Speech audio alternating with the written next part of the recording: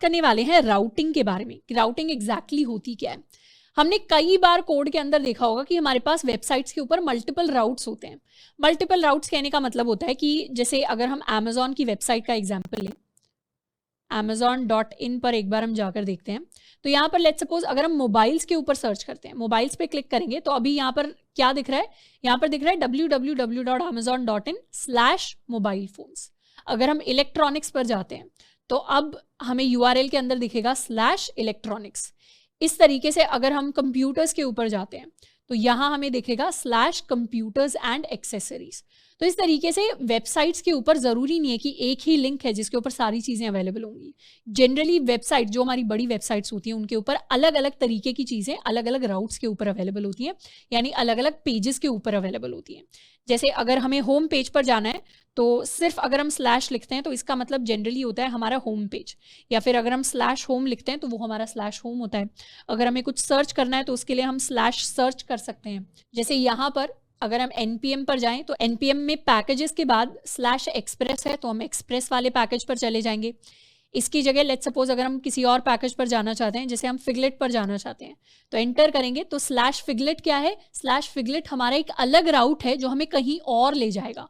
यानी इस वाले राउट पर जो हमने रिक्वेस्ट भेजी अपने ब्राउजर से तो उसने हमें कुछ और रिस्पॉन्स दिया, उसने हमें एक अलग वेब पेज दिया एज अ रिस्पॉन्स, और एक्सप्रेस वाले राउट ने हमें एक अलग रिस्पॉन्स दिया एज अ वेब पेज। तो जनरली बड़ी वेबसाइट्स के ऊपर हमारे पास डिफरेंट राउट्स होते हैं जिन पर हम रिक्वेस्ट भेज सकते हैं। तो राउटिंग क्या होती है? Routing is the process of selecting path for traffic in a network or between or across multiple networks। यानी नेटवर्क के ऊपर जब भी हम रिक्वेस्ट भेज रहे हैं तो हम कौन से पाथ पर रिक्वेस्ट भेज रहे हैं। ये /search क्या है, हमारा एक पाथ है। / क्या है, एक पाथ है। /home क्या है, एक पाथ है। /help क्या है, एक पाथ है। तो एक अलग पाथ पर हम रिक्वेस्ट भेजते हैं तो हमारे पास जनरली अलग रिस्पॉन्सेज आते हैं। तो अलग अलग पाथ के हिसाब से, अलग अलग राउट्स के हिसाब से हम अलग अलग रिस्पॉन्सेज कैसे भेज सकते हैं। अभी तो क्या है, अभी हम app.use कर रहे हैं, तो जब हम app.use करते हैं और उसके अंदर रिस्पॉन्स भेजते हैं तो ये रिस्पॉन्स हम किसी भी राउट के ऊपर रिक्वेस्ट भेजें, सबके लिए एक ही रिस्पॉन्स हमारे पास आएगा। जैसे लेट्स सपोज हमने कोड ऑलरेडी लिखा हुआ है, अगर हम यहाँ जाते हैं लोकल होस्ट 8080 पर, हम सिंपली इस लिंक पर गए, हमने रिक्वेस्ट भेजी तो हमारे पास ये रिस्पॉन्स आया। अगर हम /fruits करते हैं तो भी हमारे पास सेम रिस्पॉन्स आएगा। अगर हम /help करते हैं तो भी हमारे पास सेम रिस्पॉन्स आएगा। उसी तरीके से हॉपस्कॉच से करते हैं, अगर हम /help कर देते हैं, यहाँ पर सेंड करेंगे तो भी हमारे पास सेम रिस्पॉन्स आएगा। अगर हम सर्च करेंगे तो भी हमारे पास सेम रिस्पॉन्स आएगा। पर जनरली ऐसा नहीं होता, जनरली अलग अलग राउट्स के हिसाब से हम अलग अलग रिस्पॉन्सेज को सेंड कर रहे होते हैं। अब अलग अलग राउट्स के हिसाब से अलग अलग रिस्पॉन्सेज भेजने के लिए हम ऐप के दूसरे मेथड्स को यूज़ कर सकते हैं। जैसे अगर हम एक्सप्रेस की डॉक्यूमेंटेशन पर जाएंगे तो यहाँ एप्लीकेशन के अंडर हमें काफ़ी सारे मेथड्स देखेंगे, जिसमें से हमारा ये app.get मेथड है। ये मेथड किसी भी राउट के ऊपर अगर गेट रिक्वेस्ट आती है तो उसका रिस्पॉन्स देने के लिए काम आता है। उसके अलावा हमारा app.post मेथड होता है, app.put मेथड होता है। तो हम शुरुआत करने वाले हैं अपने app.get मेथड के साथ। तो app.get मेथड के अंदर हमारे पास 2 आर्ग्यूमेंट्स होते हैं। सबसे पहला आर्ग्यूमेंट है हमारा पाथ आर्ग्यूमेंट। पाथ क्या करता है, हमारे लिए हमारा पाथ डिफाइन करता है, यानी कौन से पाथ पर, कौन से राउट पर हमारी रिक्वेस्ट आने वाली है। तो जैसे बाय डिफॉल्ट जो रूट पाथ होता है वो होता है / की सारी रिक्वेस्ट शुरुआत में / पर आती है। जैसे अगर हम netflix.com पर जाएंगे तो ये है मेरी netflix.com की साइट, और वहीं पर अगर हमने टाइप किया netflix.com/ तो वो भी सेम मतलब है। मतलब / हमें एक्सप्लिसिटली ज़रूरी नहीं हमेशा दिखाई दे लास्ट में, बट / हमारा डिफ़ॉल्ट पाथ ही होता है। एंड सेकंड जो आर्ग्यूमेंट होगा हमारे app.get के अंदर वो होता है हमारा कॉल बैक, यानी जैसे ही रिक्वेस्ट आ गई, रिक्वेस्ट रिसीव हुई इस पाथ के ऊपर, वैसे ही अब क्या एग्जीक्यूट होना चाहिए वो सारे के सारे काम इस कॉल बैक के अंदर लिखे होते हैं। तो एक बार लिखते हैं, app.use का काम होता है कि सारी की सारी रिक्वेस्ट को लिसन करता है, पर हम app.use को क्या करेंगे, हटा देंगे और हम app.get को यूज करेंगे। अब साथ के साथ रिस्पॉन्स के बारे में एक और स्पेशल चीज कि एक बार में हम एक ही रिस्पॉन्स भेज सकते हैं। ऐसा नहीं है कि एक सेम पाथ के ऊपर एक रिक्वेस्ट आई और उसके 2 रिस्पॉन्स चले गए। हमेशा रिस्पॉन्स में एक ही चीज आती है। वो चीज एक सिंगल स्ट्रिंग भी हो सकती है, वो चीज एक सिंगल HTML पेज भी हो सकता है, वो चीज एक सिंगल ऑब्जेक्ट भी हो सकती है। इसीलिए app.use भी एक रिक्वेस्ट के लिए रिस्पॉन्स भेजे और app.get भी एक रिक्वेस्ट के लिए रिस्पॉन्स भेजे, वो चीज पॉसिबल नहीं है। हाँ, अलग अलग पाथ्स के लिए अलग अलग रिस्पॉन्सेज भेज सकते हैं, पर सेम पाथ के लिए अलग अलग रिस्पॉन्सेज नहीं भेज सकते। सेम पाथ के लिए एक ही रिस्पॉन्स सेंड होता है। तो हम app.get के अंदर डिफाइन कर सकते हैं कि जो हमारा रूट पाथ होगा उसके लिए कॉल बैक के अंदर हमारे पास दो ऑब्जेक्ट्स आएंगी, रिक्वेस्ट एंड रिस्पॉन्स, और इन ऑब्जेक्ट्स को हम रिसीव करेंगे और इस हिसाब से हम रिस्पॉन्स के अंदर सेंड कर सकते हैं यू कॉन्टैक्टेड रूट पाथ। इस तरीके से हमने एक रिस्पॉन्स सेंड कर दिया। सेम चीज़ हम डिफरेंट राउट्स के लिए कर सकते हैं। हम लिख सकते हैं स्लैश एप्पल, तो लिख सकते हैं you contacted Apple path and slash orange. वैसे इन एप्पल एंड ऑरेंज लिखने का कोई लॉजिक नहीं है, हम चाहें तो यहाँ पर ज़्यादा लॉजिकल चीज़ें लिख सकते हैं जैसे स्लैश सर्च या स्लैश हेल्प या स्लैश होम, बट ये बेसिकली एक तरीका है दिखाने का। इसे लिख सकते हैं you contacted Apple path and you contacted orange path, ताकि हमें क्लियर हो जाए कि चीज़ें काम कैसे कर रही हैं। एक बार अपने सर्वर को स्टॉप करके इसे रीस्टार्ट करते हैं। रीस्टार्ट कर लिया, अब जाकर हम अपनी रिक्वेस्ट को सेंड करने वाले हैं। तो रिक्वेस्ट को अब हमने 8080 पे सेंड किया, तो यहाँ है यू कॉन्टैक्टेड रूट पाथ। अब एप्पल पे सेंड करेंगे तो एप्पल पाथ, एंड ऑरेंज पर सेंड करेंगे तो हमारे पास आएगा ऑरेंज पाथ। बट ऑरेंज के अलावा अगर कहीं और सेंड किया, जैसे लेट्स सपोज हम सेंड करते हैं टू पीच, तो अब हमारे पास एरर आ जाएगा, क्योंकि अब रिस्पॉन्स सिर्फ वहीं से आ सकता है जितने राउट्स हमारे पास ऑलरेडी डिफाइंड है। जैसे लेट्स सपोज हॉपस्कॉच से भी ट्राई करते हैं। अगर हमने एप्पल पे रिस्पॉन्स भेजा, सेंड किया, तो हमारे पास आया यू कॉन्टैक्टेड एप्पल पाथ, और अब हम मैंगो का करेंगे तो हमारे पास एरर आ जाएगा, क्योंकि मैंगो वाला पाथ डिफाइन नहीं है। तो इस केस में हमारे पास 404 आएगा स्टेटस, यानी पेज नॉट फाउंड। तो इस तरीके से हम राउटिंग करते हैं, डिफरेंट राउट्स को हम डिफाइन करते हैं। पर अगर किसी भी केस में हम चाहते हैं, जैसे ये सारे पाथ तो हमारे स्पेसिफिक पाथ्स डिफाइंड है, पर मान लो किसी यूजर ने किसी और जगह रिक्वेस्ट भेजी, किसी और राउट पे रिक्वेस्ट भेजी जो एग्जिस्ट ही नहीं करता, उसके लिए अगर हम स्टैंडर्ड रिस्पॉन्स, कोई अपना कस्टम रिस्पॉन्स भेजना चाहते हैं, तो उसके लिए हम लिख सकते हैं स्टार। तो इस तरीके से अगर हम पाथ में स्टार लिखते हैं, तो स्टार का मतलब होता है सारे के सारे पाथ, यानी ऊपर जो लिख दिए, ऊपर वाले पाथ से अगर मैच हो गया और रिस्पॉन्स सेंड हो गया तो ठीक है, पर बाकी के अगर किसी पाथ में ये चीज मैच हो गई, यानी स्टार यानी वाइल्ड कार्ड, यानी कुछ भी हो सकता है पाथ, तो उस केस में अगर हम अपने स्पेसिफिक रिस्पॉन्स भेजना चाहते हैं तो उसके लिए हम अपना कॉल बैक डिफाइन कर सकते हैं, और कॉल बैक के अंदर हम लिख सकते हैं response dot send this page या this path does not exist. इस तरीके का हम एक रिस्पॉन्स भेज सकते हैं। तो सर्वर को एक बार दोबारा से स्टॉप करके रीस्टार्ट कर लेते हैं, एंड यहाँ पर आ जाते हैं हॉपस्कॉच पर। हॉपस्कॉच पर जब हम 8080 को रिक्वेस्ट भेज रहे हैं तो हमारे पास आ गया रूट पाथ, जब एप्पल को भेजा तो हमारे पास आ गया एप्पल पाथ। पर अगर हम किसी नए ही फ्रूट को भेजते हैं, let's suppose we send a request to pineapple to search for information about pineapple, तो अब हम सेंड करेंगे रिक्वेस्ट, तो अब हमारे पास 404 नहीं आया, स्टेटस तो ओके आया, मतलब कोई एरर नहीं आया, पर रिस्पॉन्स में आया this path does not exist, जो हमारा कस्टम रिस्पॉन्स था जिसको हमने डिफाइन किया था। तो इस तरीके से अगर हम चाहते हैं कि स्पेसिफिक राउट्स के लिए तो ठीक रिस्पॉन्स जाए, पर दूसरे केसेस में 404 एरर ना जाए, कुछ स्पेसिफिक एरर जाए, तो उस केस में हम अपने एरर को डिफाइन कर सकते हैं यूजिंग दिस वाइल्ड कार्ड। अब जैसे हमने ऐप डॉट गेट यूज किया है, ऐसे ही हम अपना ऐप डॉट पोस्ट भी यूज कर सकते हैं। तो उसको देख लेते हैं। हम यहाँ लिख सकते हैं ऐप डॉट पोस्ट और इसे कर देते हैं स्लैश, और यहाँ रिस्पॉन्स में हम भेजने वाले हैं you sent a post request to root. इसको कर लेते हैं सेव। सर्वर को कर लेंगे दोबारा से रीस्टार्ट किया, इस बार हॉपस्कॉच पर आए, और इस बार हम अगर रूट को नॉर्मली रिक्वेस्ट भेजते हैं तो ये तो होती है हमारी गेट रिक्वेस्ट में आया यू कॉन्टैक्टेड रूट पाथ।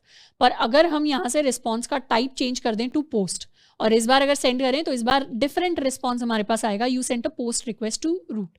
तो इस तरीके से अलग अलग रिक्वेस्ट टाइप के हिसाब से हम ऐप के अलग अलग फंक्शंस को यूज कर सकते हैं to send a specific request based on a specific path. अब नेक्स्ट हम एक इंटरेस्टिंग पैकेज के बारे में बात करने वाले हैं, जो है हमारा नोडमोन। अभी तक हम क्या करते आए हैं, नोड के बेसिस पर अपने सर्वर को स्टार्ट करते आए हैं, पर अभी तक हमने एक प्रॉब्लम जो है उसको एनकाउंटर किया होगा कि बार बार जब भी हमें एक छोटा सा चेंज करना होता है अपने सर्वर साइड के कोड के ऊपर, तो हमें बार बार अपने सर्वर को स्टॉप करना होता है, उसे रीस्टार्ट करना पड़ता है। तो ये क्या है, ये एक एक्चुअल प्रॉब्लम है नोड के साथ। तो इसीलिए हम एक और स्पेशल पैकेज इंस्टॉल करेंगे नोडमोन। नोडमोन हमें वो पावर देता है जिससे हमारा सर्वर ऑटोमेटिकली रीस्टार्ट हो सकता है विद आवर कोड चेंजेस। यानी कोड के अंदर जैसे ही हमने कोई नए चेंजेस किए, उन चेंजेस को सेव किया, तो हमारा सर्वर ऑटोमेटिकली रीस्टार्ट होता रहेगा और बार बार हमें उसे स्टॉप एंड स्टार्ट नहीं करना पड़ेगा। तो नोडमोन एक्सप्रेस की तरह एक पैकेज होता है npm के अंदर, तो इसे जाकर हम सर्च कर सकते हैं यहाँ पर हम सर्च कर लेंगे फॉर नोडमोन और यहाँ हम चले जाएंगे। इसे इंस्टॉल करने के लिए हम लिख सकते हैं npm i nodemon। तो क्लियर कर लेते हैं। जनरली हम नोडमोन को ग्लोबली सेव करते हैं, हम चाहें तो इसे लोकली सेव कर सकते हैं विद npm install nodemon, और हम चाहें तो इसे ग्लोबली भी सेव कर सकते हैं। इसको ग्लोबली सेव करना एक अच्छा तरीका रहेगा, तो हम npm install -d nodemon करने वाले हैं, तो ग्लोबली हर जगह हमारा नोडमोन अवेलेबल होगा। इसको चेक करने के लिए हम लिख सकते हैं nodemon -v। तो यहाँ से हमारे पास हमारे नोडमोन का वर्जन प्रिंट हो जाएगा, यानी जो हमारा इंस्टॉलेशन है वो सक्सेसफुल रहा। और अब अगर हमें सर्वर को स्टार्ट करना है तो उसके लिए हम लिख सकते हैं nodemon index.js, यानी नोड की जगह अब हम नोडमोन लिख रहे होंगे। जैसे ही एंटर करेंगे, अब यहाँ दिखाई दे रहा है कि हमने इस नोडमोन के वर्जन को इंस्टॉल किया है। जब भी हमें नोडमोन को रीस्टार्ट करना हो हम rs टाइप कर सकते हैं, और इसने क्या किया, हमारे सर्वर को स्टार्ट कर दिया है। सर्वर को स्टार्ट कर दिया। अब लेट्स सपोज हमारे app.get में अगर हमारे पास गेट रिक्वेस्ट आती है रूट पाथ में, तो हम यहाँ पर लिखना चाहते हैं हेलो आई एम रूट। इस तरीके से हमने रिस्पॉन्स यहाँ पर चेंज कर दिया। अब जैसे ही हम इस रिस्पॉन्स को सेव करेंगे, वैसे ही क्या हुआ, हमारा नोडमोन वाला सर्वर अपने आप स्टार्ट हो गया। तो हमें यहाँ से सर्वर को स्टॉप एंड स्टार्ट नहीं करना पड़ा, ऑटोमेटिकली सर्वर रीस्टार्ट हो गया। तो ये रीस्टार्टिंग यहाँ पे लिखा हुआ आ रहा है, एंड जैसे ही रीस्टार्ट हो गया वैसे ही हमारे नए चेंजेस अप्लाई करने स्टार्ट हो जाएंगे। तो इस बार जब हम अपने लोकल होस्ट को रिक्वेस्ट भेजेंगे 8080 को, तो हमारे पास आएगा हेलो आई एम रूट। तो हमारे नए चेंजेस के साथ हमारे पास रिस्पॉन्स आने वाला है। तो इसीलिए नोडमोन को हम इंस्टॉल करते हैं। अगर आप किसी और प्रोजेक्ट के ऊपर काम कर रहे हैं, तो अगर आपने लोकली इंस्टॉल करने का चूज किया तो हमेशा याद रखना है जिस प्रोजेक्ट के साथ आप काम करेंगे वहां पर हर बार हमें उसे लोकली री इंस्टॉल करना पड़ेगा, ताकि बार बार हमें हमारे सर्वर को रीस्टार्ट ना करना पड़े। अब नेक्स्ट हम बात करने वाले हैं अपने पाथ पैरामीटर्स के बारे में। सबसे पहले बात करते हैं पाथ पैरामीटर्स एग्जैक्टली होते क्या है। जैसे हम अगर जाकर इंस्टाग्राम के लिए सर्च करें, let's search for Instagram, and Instagram के ऊपर कई सारे हमारे अकाउंट्स होंगे। तो इंस्टाग्राम के ऊपर अगर हमें फेसबुक का अकाउंट देखना है तो उसके लिए हम जा सकते हैं इस पेज के ऊपर। तो ये इंस्टाग्राम के ऊपर हमारा फेसबुक का अकाउंट आ जाता है। अब इस अकाउंट के ऊपर अगर हम URL को ढंग से ऑब्जर्व करें तो द लिंक इज instagram.com/facebook। ऐसे ही जाकर अगर हम फेसबुक की जगह let's suppose we type apple, तो यहाँ क्या होगा, यहाँ एप्पल का अकाउंट खुल जाएगा। अब अगर इस एप्पल की जगह if I type my name which is my user name Shraddha Khapra, तो यहाँ क्या होगा, यहाँ श्रद्धा खापरा का अकाउंट खुल जाएगा। और यहाँ जाकर इफ आई टाइप माइक्रोसॉफ्ट, तो यहाँ क्या होगा, माइक्रोसॉफ्ट का अकाउंट खुल जाएगा। अब इंस्टाग्राम के ऊपर तो करोड़ों अकाउंट्स अवेलेबल है, करोड़ों यूजर नेम अवेलेबल है। तो इसका क्या ये मतलब है कि हमारी जो सर्वर वाली फाइल है उसके ऊपर बहुत सारे इस तरीके से पाथ्स लिखे हुए हैं? तो इसका ये मतलब बिल्कुल भी नहीं है, क्योंकि करोड़ों पाथ्स किसी डेवलपर ने बैठ के एक सिंगल फाइल के ऊपर नहीं लिखे। ऐसे केसेस में क्या होता है, ऐसे केसेस में यहाँ पर जहाँ पर ये माइक्रोसॉफ्ट आया है या जहाँ पर एप्पल आया है, फेसबुक आया है, तो जनरली हम अपने पाथ के साथ कुछ वेरिएबल वैल्यू सेंड कर सकते हैं जिनको हम पाथ पैरामीटर्स कहते हैं। ये वेरिएबल क्या करता है, ये वेरिएबल चेंज होता रहता है। यानी जो हमारा यूजर नेम है, कोई हो सकता है आप अपने यूजर नेम से इंस्टाग्राम को रिक्वेस्ट भेजें, मैं अपने यूजर नेम से इंस्टाग्राम को रिक्वेस्ट भेजूं, माइक्रोसॉफ्ट अपने यूजर नेम से इंस्टाग्राम को रिक्वेस्ट भेजे। तो इंस्टाग्राम के ऊपर उस रिक्वेस्ट में कई सारी डिफरेंट चीजें आ सकती हैं। तो इंस्टाग्राम क्या करता है, यहाँ पर स्लैश के बाद जो भी आएगा उसे एज अ वेरिएबल ट्रीट करता है। तो जब भी हम वेरिएबल्स को यूज करते हैं तो उन्हें हम यूज करते हैं in the form of path parameters. तो हम अपने पाथ पैरामीटर्स डिफाइन कैसे करते हैं सर्वर के अंदर, उसके लिए हम आ जाते हैं यहाँ पर और अपने बाकी सारे लिंक्स को एक बार के लिए हम हटा लेते हैं। तो एक तो है हमारा नॉर्मल स्लैश लिंक जिसमें हम कह रहे हैं हाय आई एम रूट, एंड दूसरा हम एक लिंक डिफाइन करेंगे जिसमें हम कोई वेरिएबल सेंड करते हैं। जैसे वेरिएबल सेंड करने के लिए हम लिखते हैं यहाँ पर कोलन, यहाँ पर हमने लिख दिया स्लैश कोलन, एंड कोलन के बाद हम कुछ भी लिख सकते हैं। जैसे हम यहाँ पर लिख सकते हैं कि इंस्टाग्राम का यूजर नेम यहाँ पर आएगा। तो ये क्या बन जाएगा, ये यूजर नेम एक्चुअली हमारा एक वेरिएबल है जिसकी इंफॉर्मेशन हमारी रिक्वेस्ट के अंदर ऑलरेडी सेव्ड होगी। हम चाहें तो console.log करके प्रिंट करवा सकते हैं request.params को। तो request.params क्या है, request.params हमारे रिक्वेस्ट के पैरामीटर्स को दिखाता है कि रिक्वेस्ट के साथ क्या क्या पैरामीटर्स सेंड हुए। तो अगर रिक्वेस्ट के साथ इस तरीके का कोई यूजर नेम भी एडिशनल आया है तो बेसिकली वो params के अंदर प्रिंट हो जाएगा। जैसे यहाँ पर इसे क्रॉस कर देते हैं और हॉपस्कॉच से हम रिक्वेस्ट भेजते हैं लोकल होस्ट 8080 को विद द नेम अपना कॉलेज। तो अब ये अपना कॉलेज क्या बनेगा, ये अपना कॉलेज हमारा यूजर नेम बनेगा जिसको वेरिएबल की तरह ट्रीट किया जाएगा। रिक्वेस्ट को सेंड कर देते हैं। अभी रिस्पॉन्स तो पोस्ट की जगह हम इसे गेट रिक्वेस्ट करते हैं और रिक्वेस्ट हमने कर दी सेंड। तो अभी तो हमारे पास आ रहा है hello I am root, but उसके साथ साथ ये आ गया hello I am root, but उसके साथ साथ हमारे रिक्वेस्ट के पैरामीटर्स भी प्रिंट हुए हैं। ये पैरामीटर्स प्रिंट हुए हैं हमारे यहाँ पर, यानी यूजर नेम अपना कॉलेज हमारे पास प्रिंट हुआ है। इसके अलावा हम चाहे तो मल्टीपल पैरामीटर्स और भेज सकते हैं। जैसे हम यूजर नेम के साथ अगर अपनी कोई आईडी भी भेजते हैं, लेट्स सपोज हमारी आईडी है 123, यहाँ पे हमें उसे डिफाइन करना पड़ेगा /ID। तो ये कोलन यूजर नेम, यानी हमारे एक यूजर नेम वेरिएबल आएगा और ये यूजर नेम कुछ भी हो सकता है, और उसके साथ में हमारी एक आईडी आएगी और ये आईडी भी कुछ भी हो सकती है। तो यहां जाकर अब हम सेंड करेंगे अपना कॉलेज 123 के लिए। रिक्वेस्ट हमने सेंड की। अच्छा, इसे हम सेव कर लेते हैं फाइल के अंदर, रीस्टार्ट कर लिया एंड दोबारा से हमने रिक्वेस्ट सेंड की। तो इस बार रिस्पॉन्स तो आ गया हमारे पास hello I am root, but उसके साथ साथ यहाँ पर हमारी रिक्वेस्ट डॉट पेरेंट्स प्रिंट हुआ है जिसके अंदर एक पैरामीटर है हमारा यूजर नेम और एक पैरामीटर है हमारी आईडी।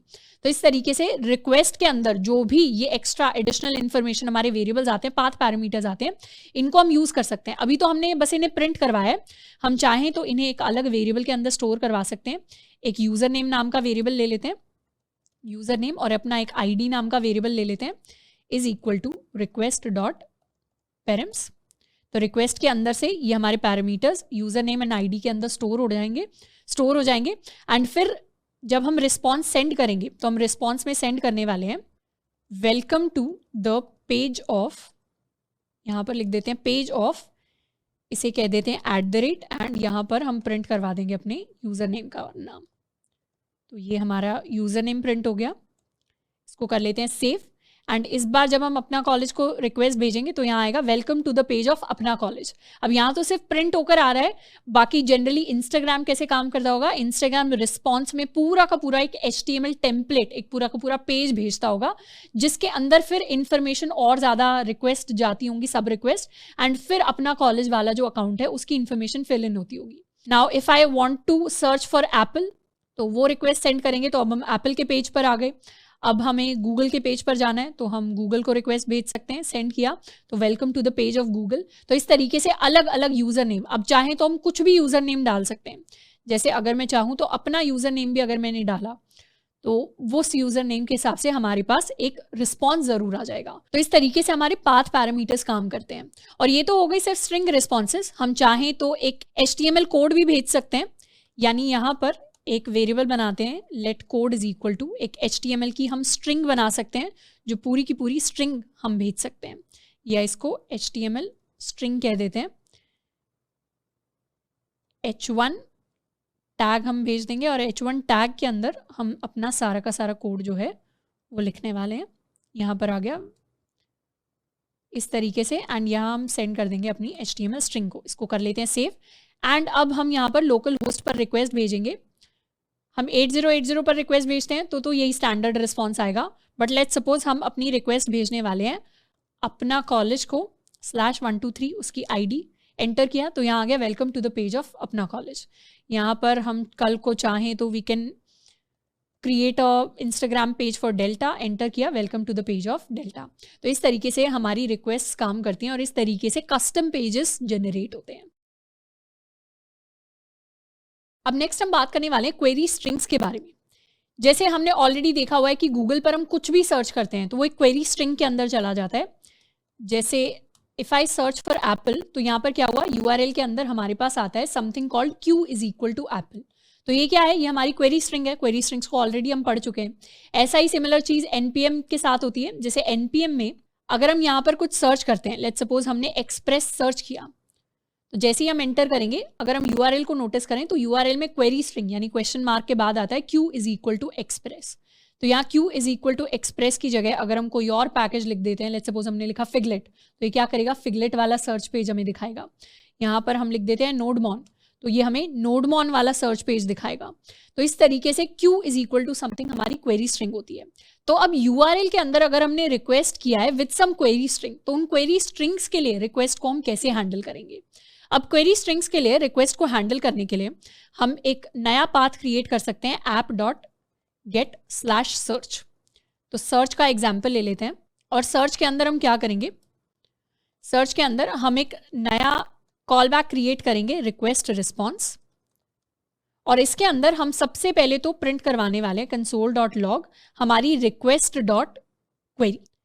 request.query क्या है? request.query के अंदर हमारी सारी की सारी वो क्वेरीज प्रिंट होकर हमारे पास आ जाएंगी जो एक रिक्वेस्ट के साथ आती हैं। तो क्वेरी स्ट्रिंग्स में जितनी भी क्वेरीज आई हैं वो सारी की सारी इस पैरामीटर के अंदर हमें मिल जाएंगी। और साथ में हम रिस्पॉन्स में अभी के लिए सेंड कर देते हैं सक्सेस, इसको कर लेते हैं सेव, या सक्सेस की जगह अभी दिखाते हैं नो रिजल्ट्स, क्योंकि हमारी सर्च का लिंक है तो उसमें हम नो रिजल्ट्स दिखाने वाले हैं। तो यहाँ पर वापस आ जाते हैं अपने हॉपस्कॉच पर, लोकल होस्ट 8080 में हम जाएंगे /सर्च में, और यहाँ पर क्वेश्चन मार्क के बाद लेट्स सपोज अगर हमें q is equal to query भेजना चाहते हैं कि हमें सर्च करना है फॉर एप्पल, इसको कर लेते हैं सेंड। तो यहाँ आ रहा है नो रिजल्ट्स, और वापस से कंसोल में जाएंगे तो यहाँ क्वेरी हमारे लिए प्रिंट हो गई। क्वेरी में क्या था? q क्वेरी आई जिसके अंदर वैल्यू है हमारी एप्पल। हम चाहें तो बिना इसके भी इसे भेज सकते हैं, बिना इसके सेंड कर सकते हैं। और इस बार क्या प्रिंट हुआ? इस बार सिंपली हमारे पास एप्पल प्रिंट हुआ। हम चाहे तो मल्टीपल चीज़ें भी भेज सकते हैं क्वेरी स्ट्रिंग में, एंड लिखते हैं, एंड उसके बाद हम लिखते हैं हमें कौन सी एप्पल चाहिए, कलर में हमें चाहिए ग्रीन कलर की एप्पल, सेंड करेंगे। एंड यहाँ पर इस बार 2 क्वेरी स्ट्रिंग्स आई, कलर में है ग्रीन एंड क्यू में है एप्पल। तो इस तरीके से पैरामीटर्स के अंदर जो हम एडिशनल इन्फॉर्मेशन भेजते हैं in the form of query strings, वो इन्फॉर्मेशन app.get के अंदर रिक्वेस्ट ऑब्जेक्ट में आती है और रिक्वेस्ट ऑब्जेक्ट के क्वेरी पैरामीटर में आकर स्टोर हो जाती है। और अब हम चाहें तो इस क्वेरी पैरामीटर से वैल्यूज को एक्सट्रैक्ट कर सकते हैं। तो उसके लिए डीकंस्ट्रक्ट कर लेते हैं, वेरिएबल्स के अंदर स्टोर कराते हैं। लेट्स सपोज हमने एक सिंगल रिक्वेस्ट हमें रिसीव करनी है जो हम क्यू के अंदर स्टोर करवाएंगे, इसे सेव कर लेते हैं। और रिस्पॉन्स के अंदर क्या भेजेंगे? रिस्पॉन्स के अंदर हम भेजने वाले हैं these are the search results, या सिर्फ लिख देते हैं search results for query, and यहाँ हम लिख देते हैं अपनी क्वेरी का नाम यानी क्यू। इसको कर लेते हैं सेव, एंड लेट्स सपोज अब हम क्वेरी भेजते हैं Q is equal to apple के लिए, सेंड करेंगे तो हमारे पास आ गया search results for query apple. अब हम ऑरेंज के लिए सर्च रिजल्ट्स सर्च करेंगे तो सर्च रिजल्ट्स फॉर ऑरेंज। अब हम let's suppose we search it for pineapple, तो सेंड करेंगे सर्च रिजल्ट्स फॉर पाइनएप्पल। तो अभी तो यहाँ पर इतना ज़्यादा सेंस नहीं बना रहा होगा क्योंकि हम फ्रूट्स के एग्जाम्पल ले रहे हैं, बट एनपीएम के अंदर सेम चीज़ होती है। एनपीएम के अंदर जब हमने क्यू इज इक्वल टू नोडमॉन सर्च किया है तो हमारी सर्च में नोडमॉन लिखा हुआ आ रहा है। जब हम यहाँ पर फिगलेट सर्च करेंगे तो हमारे पास सर्च में यहाँ पर फिगलेट लिखा हुआ आएगा। तो इस तरीके से हम चाहें तो यहाँ पर HTML बेस्ड रिस्पॉन्स भी भेज सकते हैं। जैसे ये सारी चीज़ हम चाहें तो एक H1 टैग के अंदर लिखकर भेज सकते हैं। इसको कर लेते हैं सेव, एंड अब अगर हम लोकल होस्ट पर रिक्वेस्ट भेजेंगे विद /सर्च, एंड इसके अंदर हम q इज इक्वल टू, अगर हम एप्पल भेजते हैं तो यहाँ आएगा सर्च रिजल्ट्स फॉर एप्पल, अगर हम ऑरेंज भेजते हैं तो यहाँ आएगा सर्च रिजल्ट फॉर ऑरेंज। तो इस तरीके से अगर हमारी URL के साथ हमें अलग अलग क्वेरी स्ट्रिंग्स मिलते हैं तो उसके बेसिस पर हम भी अपना एक कस्टमाइज्ड रिस्पॉन्स भेज सकते हैं फ्रॉम आवर सर्वर। और लेट्स सपोज अगर हमारे पास कोई ऐसा केस आता है जिसमें क्वेरी एग्जिस्ट नहीं करती, जिसमें सर्च के बाद किसी ने कोई क्वेरी नहीं भेजी, तो यहाँ पर हम चेक कर सकते हैं इफ क्वेरी डजंट एग्जिस्ट यानी नॉट ऑफ क्वेरी। उस केस में हमें एक अलग रिस्पॉन्स सेंड करना है। उस केस में हम सेंड करना चाहते हैं एक H1 टैग जिसके अंदर हम लिख सकते हैं नथिंग सर्च्ड। इसे सेव कर लेते हैं, एंड इस बार अगर हम ऑरेंज के लिए सर्च करेंगे तो हमें ऑरेंज मिलेगा। अगर हम let's suppose we search for Microsoft तो हमें माइक्रोसॉफ्ट मिलेगा। बट अगर क्यू हमने लिखा ही नहीं, हमने खाली छोड़ दिया, तो इस केस में हमारे पास प्रिंट होकर आ जाएगा नथिंग सर्च, यानी आपने कुछ सर्च ही नहीं किया इसीलिए कुछ रिस्पॉन्स नहीं आया। वरना अगर हम कुछ सर्च करते तो हमारे पास रिस्पॉन्स जरूर आता। तो इस तरीके से हमारा एक्सप्रेस काम करता है। एक्सप्रेस के जो 4 बेसिक यूजेस थे, यानी रिक्वेस्ट के लिए लिसन करना, उस रिक्वेस्ट को पार्स करना, उस रिक्वेस्ट को राउट करना, एंड उस रिक्वेस्ट के हिसाब से सूटेबल रिस्पॉन्सेज को सेंड करना, वो सब हमने कवर कर लिया है। और